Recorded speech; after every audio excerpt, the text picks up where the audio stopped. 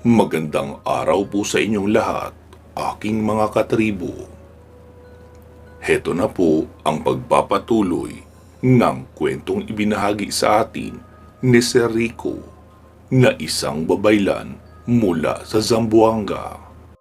Muli ko pong hihilingin sa inyo ang paglalike sa videong ito at pag-comment na rin ng kahit salamat Rico para mas lalo pa siyang sipagin sa pagsusulat ng kanyang mga karanasan na ipinapadala sa atin. Asahan ko po na lahat ng makakapakinig nito ay magla-like at magko-comment. Salamat po. Ipagpatuloy na natin ang kwento. Matapos kong mapansing, nag-alisan ang karamihan ng mga tao, ay meron pa rin palang mga nagpaiwan. Isa na roon ang tatay noong lalaking ginamot ko. Lumapit iyon sa akin at nagsalita. Iho, pasensya ka na sa kaguluhang naganap sa gabing ito. Hindi ko alam kung anong pangalan mo, pero nagpapasalamat ako sa paggamot mo sa aking anak. Gayon din sa mga sinabi mong babala sa amin. Nakaramdam ako ng takot sa mga sinabi mo tungkol sa mga pinagagawa ng aming pinuno. Ano bang maaari naming gawin para makaiwas sa tiyak na kapahamakan? Mahabang tanong pa noon sa akin. Sumagot naman ako. Maliban sa umalis kayo dito, ay hindi ko alam kung ano pang ibang paraan ang pwede. Pero susubukan kong mag-isip at sana makipagtulungan sa akin ang inyong pinuno at talikuran na ang kanyang sinumpaang alyansa sa mga langkan. Pero kung hindi ko siya magagawang mapapayag na kumala sa kultong kanyang inaniban, ay mapipilitan akong gumawa ng mas marahas na solusyon, alang-alang sa ikabubuti ng mga taong narito sa inyong pamayanan. Sa totoo nga niyan, nakausap ko ang nanay ng inyong pinuno. Naroon lang siya nakatira sa ibabang pamayanan at nakiusap na wag kong paslangin ang kanyang anak. Bagkus ay tulungan kong makaahon sa pagkakalulong niya sa kapangyarihan na kaloob ng mga langkan. Pero sa nakikita ko, maliban sa inyong pinuno, ay kailangan ko ring iligtas lahat ng mga tao rito. Hindi ko iyon magagawa kung kayo mismo dito ay magmamatigas. Nagsalita naman ang matanda. Makakaasa ka babaylan na tutulong kami at makikiisa sa gagawin mo. Basta wag mo sana kaming papabayaan. Oo, gagawin ko ang aking makakaya. Pero kapag hindi naging matagumpay ang pakikipag-usap ko sa inyong pinuno at sinabihan ko kayong lumikas na agad, kailangan ora mismo ay sundin niyo ako. Dahil hindi tayo sigurado kung kailan susugod ang mga langkan. Kapag hindi niyo ako sinunod agad at nauna silang makarating dito bago kayo makaalis, ay wala na akong magagawa. Marami ang madadamay. Babaylan, meron ba kaming paghahanda na pwedeng gawin? Pantaboy o panlaban sa mga langkan? Muli pang tanong noon sa akin. Sinagot ko naman siya. Ang mga langkan ay takot sa apoy. Pwede kayong maghanda ng malalaking sulo o kahit anong magagamit para magpaapoy kung sakaling makakaharap nyo sila. Tumango ang matanda at sinabing, pasensya ka na uli sa pabigla-bigla kong pagsugod dito nang hindi man lang inaalam ang totoong kaganapan. Ang anak ko pala ang may kasalanan. Kung nagkataong mainitin ang ulo mo, ay baka tapos na ang anak ko. Wala din akong kamalay-malay na ikaw pala ang salinlahi ni Dato Ernesto. Nagulat naman ako sa sinabi niya. Ha? Dato? Sumagot naman iyon. Oo, Dato ang ama ng iyong lolo. Namana naman iyon ng lolo mo at mas nakilala siya sa tawag na Dato Kiram na nagmula sa lahi ng mga Malay na sinaunang mga Pilipino. Sige, aalis na kami babaylan. Puntahan mo na lang ako kung may kailangan ka. Magpasama ka lang kay Dayday. Alam niya kung nasaan ang bahay namin. Matapos ng aming pag-uusap ay umalis na nga sila. Sabi ko naman kay Diana, "Oh, Diana, bakit di ka sumama sa kanila? Sumagot naman iyon. Ano ka ba? Dito ako matutulog. Gusto mo, tabi tayo? Biro pa sa akin, sabay pasok na sa kubo ng nakangiti. Sumunod na rin ako sa kanya pagpasok sa kwarto. Tapos pinuntahan ko si ate, sabay sabing, Ano Peryang, kumusta na ang pakiramdam mo? Hinampas naman ako noon bigla ng unan dahil ayaw na ayaw niyang tinatawag ko siyang Peryang. Iyon kasi ang pang-asar ko palagi sa kanya. Napasabi na lang ako ng, okay ka na pala. Kaya mo nang manakit eh. Sinagot naman ako noon, Ewan ko sa'yo, para kang electric eel. Palaging may kuryente. Pati tuloy ako nadadamay sa kinukuryente mo. Sabi ko naman, Yan kasi, ang hilig-hilig mong makialam. Kahit pa madalas naman sana kitang balaan na huwag lalapit sa akin at huwag makikialam. Kapag alam mong may panganib. Kaya nga madalas ako lumalayo sa inyo, di ba? Para hindi kayo madamay. Tapos kayo naman itong napakahilig lumapit. Inawat naman kami ni Tia sa aming pagsisisihan at sinabing, Hoy! Kayong dalawang babae! Umalis na kayo kung aalis kayo papuntang sentro. Maaga pa naman. 10:00 ba ang limit ng gala at kasiyahan dito? Di ba sabi nyo magcha-charge kayo ng cellphone? Tapos ako naman ang hinarap. Anak, samahan mo ang ate mo sa sentro. Marami pa akong gagawin dito at mga ihahandang mga gamit para sa pag-alis natin. Siya nga pala, bay, hindi ko pa yata nababanggit na lahat ng mga tao roon ay may nakataling itak sa kanilang mga bewang kahit saan magpunta. Tinawag ako ni Tia at pinalapit ako sa kanya dahil meron daw siyang ibibigay. Pagkalapit ko ay may hawak siyang kampilan. Mahaba iyon na itak na parang katana. Sabi ni Tia, Oh, heto, dalhin mo. Ikaw na bahala dyan. Pwede mo rin yan lagyan ng orasyong Latin para katakutan kahit ng mga langkan. Magagamit mo yan dito. Sinagot ko naman siya. Tia, hindi ko naman kailangan yan at hindi rin ako sanay gumamit ng itak sa pakikipaglaban. Sumagot naman siya. Naku bata ka, kapag sinabi kong magagamit mo ito, ay sigurado akong magagamit mo. Isasabit ko na lang dito sa may dingding. Kunin mo na lang kapag kinakailangan na.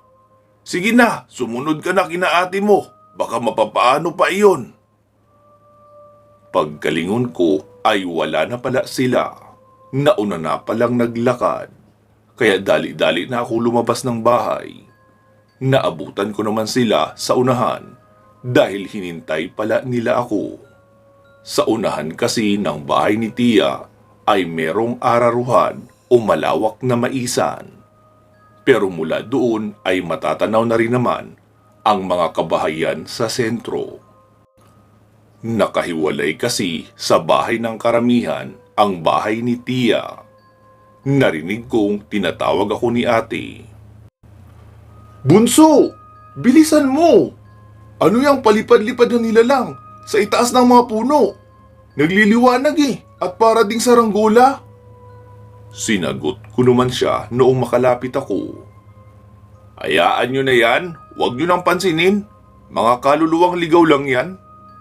Bigla naman siya lumapit sa akin at humawak ng mahigpit. Ha?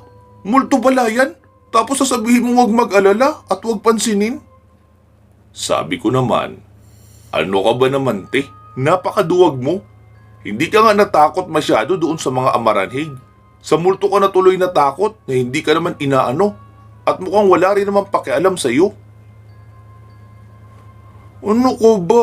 Kahit na baka bigla akong mapansin yan. Nagpatuloy na nga kami sa paglalakad hanggang sa makarating kami sa isang malaking bahay na gawa sa kawayan. May bilyaran doon Marami ang naglalaro. Meron ding mga nagbabaraha at meron ding mga nag-iinuman. Nilapitan naman ako noong pinsan ni Diana. Tapos ang ibang mga naroon ay napakasama kung makatingin sa akin na animoy ginawan ko sila ng mali. May nararamdaman akong malakas na presensya sa paligid. Noong mapadaan kami malapit doon sa mga nagiinuman, ay kinamayan ako ng ilan sa mga lalaking naroon at nagpakilala, sabay aya sa akin na uminom daw muna. Sumagot naman ako. Sige pare, pas muna ako. Isa sa mga naroon na masama ang tingin sa akin ang lumapit at sinabing, Hoy, pare, totoo ba yung suot mo? Baka pwede nating subukan. Ang tinutukoy niya ay ang aking suot na gintong krus na medalyon. Hindi ko napansin na lumabas na pala iyon sa suot kong damit. Sabi ko naman, sige ba? Agad naman nagsalita si ate. Ano ko ba bunso? Umiwas na lang tayo. Bakit ba kasi napakahabulin mo ng gulo? Sinagot ko naman siya sa mahinang boses. Alam mo naman kung ano ako, di ba? Talagang mainit ang dugo sa akin ng mga kalaban, lalo na ng mga taga-kaliwa. Dahil alam nilang isa akong malaking banta sa kanila. Hinila ako papalayo ni ate, pero lumapit palalo ang lalaking iyon at sinabing, Teka, hindi pa nga ako nagpapakilala eh, aalis ka na agad? Tinulak ko si ate kaunti para makalayo sa akin. Sabi noong lalaki, Subukan nga natin kung anong meron dyan sa kwintas mo. Meron din ako niyan eh. Sabay ngiti noon ng may pang-aasar. Bigla niyang hinawakan ang suot kong kwintas upang hablutin. Pero pagkahawak niya lang noon ay bigla iyong nagliwanag. Kasabay ng pangingisay noong lalaki at umuusok pa ang bibig. Nagtayuan na rin ang kanyang mga buhok. Namimilipit iyon sa sakit pero hindi siya makabitaw kahit anong pagpupumiglas niya. Tinapik ko na lang siya para makabitaw sa kwintas. Tapos biglang napabagsak sa lupa ng nakalupasay. Lumapit ang isa sa mga kasama noon at tinulungan siyang maitayo. Ang iba naman sa mga kasamahan ay nakatulala lang na nakatingin sa akin. Nagsalita iyong lalaking lumapit doon sa lalaking napabagsak sa lupa. Hoy! Anong ginagawa niyo? Tulungan niyo ako rito! Doon palang nakagalaw ang iba at inalalayan papatayo ang lalaki. Pero bago mailayo sa akin ay sinabi kong, Pare, ang bagay na ito ay hindi nahahawakan basta-basta ng kahit sino. Maliban na lang kung mabuti kang tao at may malinis na puso. Yan ang nararapat sa mga mayayabang na kagaya mo. Nagsalita naman sa malakas na boses ang isa noong kasama. Sana kasi pinagpasensyaan mo na lang. Alam mo namang nakainom ang tao, di ba? Dahil sa paglakas ng boses noong nagsalita, kaya natawag ang atensyon ng karamihang naroon. Sinagot ko naman ang lalaking nagsalita. Bakit? Ano sa tingin mo ang ginawa ko sa kasama mo? Hindi naman ako gumalaw, di ba? Matapos niyang hablutin ang kwintas ko? Wala akong ginawang masama sa kanya. At kasalanan niya ang nangyari. Siya ang biglang humablot ng suot ko. Kaya huwag kayong umastang parang biktima dito. Bigla namang may nagsalita na isang boses ng may edad na lalaki. Tama na yan! Hindi ba kayo nadadala? Mga wala kayong utak. Palibasa, puro alak lang ang laman ng ulo nyo. Sa tingin nyo ba, makakarating ang batang iyan dito kung pangkaraniwang tao lang siya? Alam naman natin kung gaano ka mapanganib ang daan papaakyat dito. Isa pa, hindi yan makakalagpas ng buhay kay Ermitanyang Madrid. Kung hindi yan nagtataglay ng malakas na kakayahan. Kahit nga langkan ay ilag kay Madrid, di ba? Dahil sa malakas na kakayahan na meron iyon. Pero nakalagpas siya ng walang galos na natamo. Ibig sabihin, Natalo niya ang matandang ermitanyang iyon. Kaya bago kayo mangharas ng tao ay tantyahin niyo muna kung ayaw niyong mapadali ang mga buhay niyo. Wika pa noong nagsasalita. Noong lingunin ko kung sino iyon, iyon ay ang ama noong binatang unang nangharas sa akin na ginamot ko rin. Muli naman akong nagsalita. Manong, nasaan nga pala ang pinuno niyo dito? Gusto ko siyang makausap. May isang ginang naman ang sumagot. Ay, iho, wala iyon kapag ganitong oras. Sumagot naman ako. Ah, ganun po ba? Mukhang alam ko na kung nasaan siya ngayon. Muli pa akong nagpatuloy sa aking pagsasalita. Alam nyo, mula noong dumating kami rito ay wala kaming ginawang mali. Nagpakumbaba ako sa lahat ng batas nyo. Kahit pa nga tinalian ako sa kamay pagkarating dito na animoy isang kriminal. At nagparaya lang ako dahil ayoko ng gulo. Pero napakaabusado ng mga nakakaharap kong tao dito. Inaabuso nila ang pagpapakumbaba na aking ipinapakita.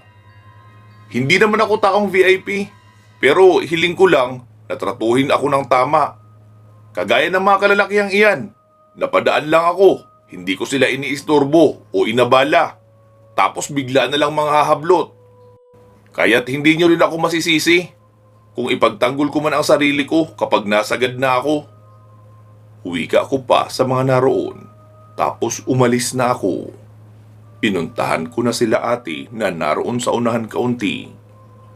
Te, mag-charge na kayo ng cellphone para makauwi na tayo at makapagpahinga. Tumitig siya sa akin na parang galit at sinabing, puro na lang talaga nervyos ang inaabot ko sa'yo. Pero parang baliwala lang sa'yo. Sinagot ko naman siya.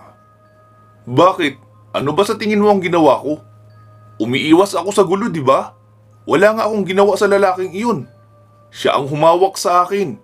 Kaya wala akong kasalanan kung may mangyari man sa kanilang masama dahil sa panghaharas nila sa akin. Sumabat naman si Diana. Oh, tama na yan. Tara, doon na tayo sa may bulwagan para makapag-charge na kayo. Sabi ko naman, ha? Anong bulwagan? Isa iyong malaking bahay sa gitna mismo ng pamayanang ito. Maliwanag doon. Naroon rin kasi ang generator. Pero wala iyong bubong. Parang pinaka-plaza o tambayan iyon dito. Doon ginagawa ang malalaking pagpupulong tungkol sa mga proyekto para sa pamayanan. Tara na. Muli niya pang wika at nagsimula na kami sa paglalakad. Pagkarating doon ay nakita kong maraming tao ang nakatambay. Maraming bata ang naglalaro. May TV rin sa isang tindahan. Sabi ni Diana, sige na, makicharge na kayo dyan. May bayad ha, 20 pesos. Tapos meron din ditong palabas sa VHS. Pero may bayad rin syempre. Nakicharge na nga kami ng cellphone. Tapos tumambay na rin doon. Maya-maya ay may mga nagdatingan pang mga tao para siguro magpalipas ng oras din doon. At kasama ng mga dumating na mga tao ay si tiya namin. Habang naglalakad si tiya papalapit sa amin, ay naisip kong mukhang hindi naman kami mahihirapan na maibaba siya dahil malakas pa ito at mabilis pang maglakad. Bigla naman akong tinawag ni ate kasi naroon ako sa labas nagpapahinga. Pagkapasok ko ay may nakalatag ng tanduay na long neck at isang jean. Napasabi naman ako ng, ayos yung trip nyo ah. Baka naman malasing kayo niyan. Masyado yung marami. Kapag nalasing kayo, ako na naman ang papahirapan yung pumasan sa inyo. Iwan ko talaga kayo sa gilid ng daan. Ang yayabang kasi nila dahil long neck at jean pa talaga ang hinarap. Akala mo naman malalakas talagang uminom. Si ate ko, kilala kong madali lang ding malasing. Pero ayos na rin kasi nandoon naman si tiya namin kasama nila sa inuman. Sinabi ko na lang, sige, kayo na lang muna uminom. Nagsalita naman si tiya. Bakit? Hindi ka ba umiinom? Si ate naman ang sumagot sa kanya. Umiinom yan, tiya. Pero ayaw niya lang uminom kapag nasa malayong siyang lugar. Baka kasi samantalahin ng mga kalaban o mga taga-kaliwa ang pagkakataon. Tatango-tango naman si tiya. Nagpaalam ako sa kanila na doon na ako uli sa labas. Matagal din ako nakatambay sa labas nang may makita akong paparating na mga babae at mga kalalakihan rin. Isa sa mga lalaking paparating ay iyong unang nasampulan ko na ako rin ang gumamot. Diretso iyon na nakatingin sa akin pero hindi na mabagsik kagaya noong una. Payuko-yuko na nga iyon habang naglalakad papalapit sa akin.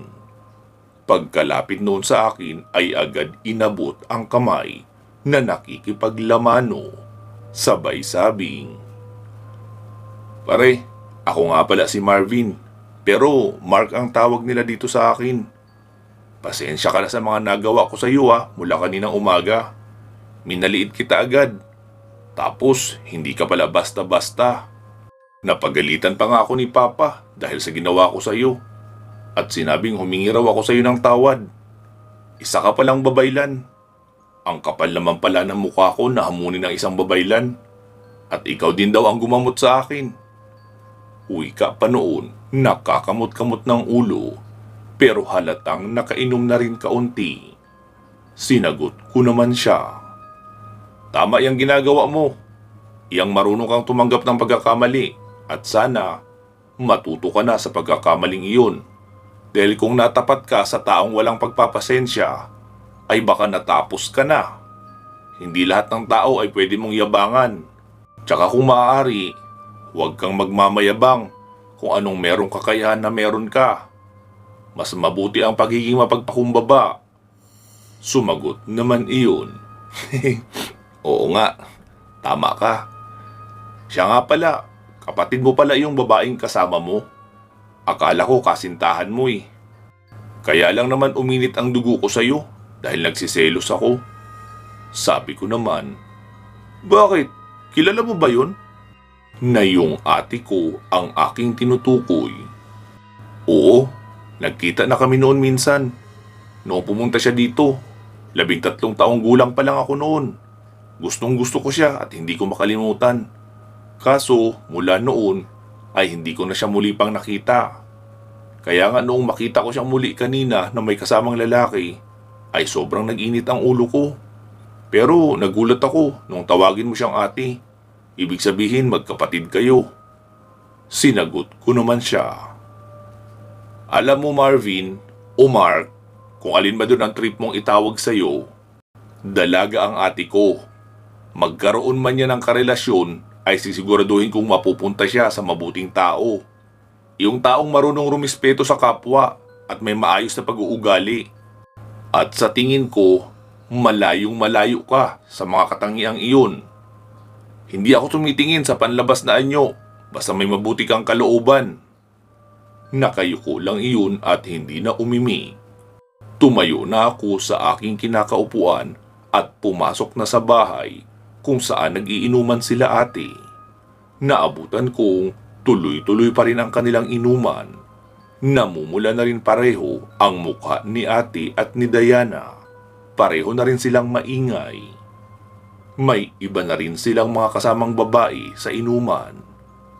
Sabi ko sa kanila na kailangan na naming umuwi ng bahay. Kung gusto nila ay sa bahay na lang nila ituloy ang kanilang inuman. Sabi naman ni Tia na mamaya na. Kaunti na lang naman ang kanilang iniinom malapit na iyong maubos. Sabi naman ni ate, "Tia, tara na po. Uwi na tayo. Kilala ko yung kapatid ko. Kapag yan nag-ayang umuwi, ibig sabihin, may kutob yan na may mangyayaring hindi maganda. Kaya nagmamadali na maihatid tayo pa uwi." Paliwanag pa ni ate habang tila nakatirintas ang dila dahil buhol-buhol na ang mga sinasabi. Pero si Tia ay parang wala lang. Normal na normal pa rin ang itsura. Dahil sa mga sinabi ni ate, kaya tumayo na rin si Tia at si Diana. Iniwan na nila ang natitirang alak. Naroon pa rin naman iyong ibang babaeng kainuman nila. Sila na ang bahalang umubos noon. Nagsimula na nga kaming maglakad papauwi. Nahihirapan akong umalalay kasi dalawa silang naglalakad ng pasuray-suray. Nag-aalangan din ako na hawakan si Diana para hindi madiretso sa talahiban ang kanyang lakad. Okay lang kung si ate ko ang aalalayan ko ng mahigpit para hindi masubsob. Ilang saglit pa ay napahinto ako at sinabing, "Tia, malapit na lang naman tayo. Ikaw na bahala umalalay sa kanila. Kanina pa ako may nararamdamang hindi maganda." Sabi naman ni Tia, "Ha? Bakit? Saan ka pupunta?" Sabi ko naman, "Babalik po ako agad. Dumiretso na kayo sa bahay." Matapos kong humiwalay sa kanila ay tinahak ko na ang direksyon kung saan ko nararamdaman ang kakaibang aura. Papalayo ng papalayo iyon sa pamayanan. Hanggang sa may maramdaman akong mga tiktik na dumaan sa itaas ko, sabay dapo sa isang puno. Sobrang dilim pa ng paningin ko sa mga oras na iyon. Kaya umusal muna ako ng orasyon upang mapalinaw ang paningin sa dilim. Narinig ko ang huni ng mga tiktik. Noong maging kulay green na ang paningin ko sa paligid, ay sinimulan ko nang ilibot ang tingin sa itaas ng mga puno. Doon ko na nga nakita ang dalawang pares ng mapupulang mata. Alam ko na agad na ang maglolong tiktik iyon. Tumalon ang mga iyon sa lupa at pagapang na lumalapit sa akin. Kahit makailang beses ko na silang nakita sa ganoong itsura, ay masasabi kong nakakatakot pa rin talaga. Dahil nakakatakot naman talaga ang kanilang pag-iitsura kapag nasa ganoon silang anyo. Nagsalita naman ako. "Oh, anong kailangan nyo?" Mula sa pagiging malaking aswang ay unti-unting lumiit, ay naging normal na tao ang anyo pero nagbabaga pa rin ang mga mata at mabalasik ang mukha. Umusal ako ng puder upang palakasin ang aking katawan. Baka kasi biglang umatake ang dalawang iyon, hindi naman agad nagsalita. Pero habang nararamdaman ko ang paggapang ng lakas sa aking mga ugat, ay kabaliktaran naman ang nakikita ko sa kanila. Sabay silang bumagsak sa lupa at nanghihina. Maliban sa kanilang dalawa, ay may naririnig din akong iba't ibang uri ng mga tinig na naroon sa iba't ibang punong kahoy na tila mga natataranta. Maging ang mga puno ay nayanig dahil sa epekto ng pagbubukas ng lakas ng aking puder. Iyon nga ang dahilan kaya't hanggat maaari ay itinatago ko ang lakas ng aking puder para hindi makapaminsala sa mga nananahimik na nilalang at mga elemento sa paligid. Habang nakapaluhod sa lupa at nanghihina, ay nagsalita iyong lolo at sinabing, "Babaylan, may kailangan kaming sabihin sa iyo. Kaso, paano ko sasabihin kung halos hirap na hirap akong magsalita?" Sabi ko naman, "Sabihin mo na ang gusto mong sabihin bago pa lumala ang iyong panghihina." Kaya pinilit na noon na magsalita at sinabing, "Babaylan, kanina pa kita gustong makausap. Pero hindi kami makalapit sa pamayanan dahil baka makita kami ng mga tao na taga roon. At ano pang isipin nila? Dati na nila kaming pinalayas. May mga tao mula sa pamayanang iyan ang bumaba sa bayan. Tapos noong bumalik, ay may dala ng mga bata. Mga estudyante iyon na kanilang dinukot. Ipinapaalam namin sa iyo dahil baka malaman mo rin kalaunan at kami ang pagbintangan mo at tugisin." Sinagot ko naman siya. "Saan nila dinala ang mga bata na kanilang dinukot at anong gagawin nila sa mga iyon?" Iaalay nila iyon sa mga langkan. Ang pinuno ng pamayanang ito ang may bakana ng lahat. Muli naman akong nagtanong. Iyong malakas na presensya na nararamdaman ko, saan iyon galing? Sa kuta ng mga kulto. Pautal-utal na pagsasalita pa noon dahil nahihirapan siyang tagalan ang presensya ko na nakabukas ang puder. Muli akong nagsalita. Sige, hahayaan ko kayong makaalis. Basta makipagtulungan kayo sa akin. Pero kapag nagkamali lang kayo kaunti, ay tutugisin ko kayong dalawa at tatapusin. Alam niyong wala akong awa sa mga kagaya niyo. Maliban na lang kung ipapatanggal niyo sa akin ang sumpa ng inyong pagkaaswang. Isinara ko na muna ang aking poder at saka pa lang sila nakahinga ng maayos at nakatayo. Sige, ituro niyo sa akin kung saan ko matatagpuan ang kuta ng mga langkan.